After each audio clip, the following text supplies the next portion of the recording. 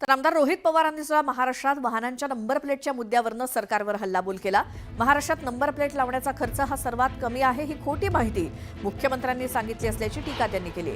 गुजरातमध्ये दुचाकीला number plate लावण्यासाठीचा खर्च 160 रुपये इतका आहे, तर महाराष्ट्रात दुचाकीच्या नंबर प्लेटचा खर्च 531 रुपये असल्याचं रोहित पवारांनी कागदपत्रांच्या आधारे स्पष्ट केलं। त्यामुळे महाराष्ट्रातील जनतेला संबंधित गुजरातची ही कंपनी अधिक रक्कम आकारून नंबर प्लेट देते, त्यामुळे सामान्यांच्या खिशातनं 2000 कोटींची लूट होत असल्याचा आरोप त्यांनी केला। त्यामुळे हे पैसे कोणाच्या खिशात चाललेत असा सवाल रोहित पवार यांनी उपस्थित केला। काल ते बोलत असताना त्यांनी सांगितलं महाराष्ट्राची जी नंबर प्लेट आहे HSR, ती जी नंबर प्लेट लावण्याचा जो खर्च आहे तो या देशामध्ये सगळ्यात कमी आहे। खरं तर बोलायचं झालं तर त्यांना खोटी माहिती मिळाल्यामुळे काल देवेंद्र फडणवीस साहेबांनी पत्रकार परिषदेमध्ये अख्ख्या महाराष्ट्राला त्या ठिकाणी खोटं सांगितलं। गुजरातमध्ये मोटरसायकलला सगळा खर्च धरून 160 रुपये त्या ठिकाणी एका नंबर प्लेटला घेतले जातात।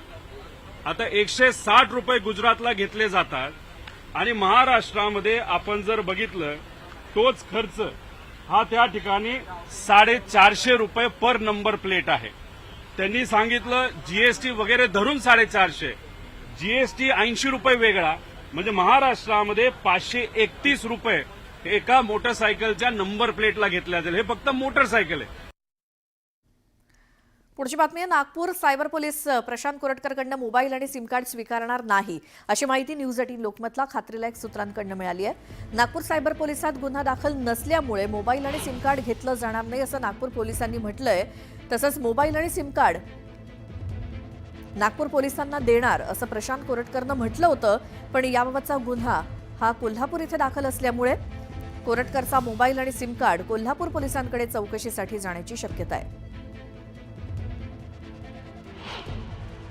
तसंच नागपूरचे जे हिरो जे छत्रपती संभाजीराजे, छत्रपती शिवाजी महाराज यांच्याबद्दल बोलतात, मध्य प्रदेशमध्ये जाऊन आता लपलेत।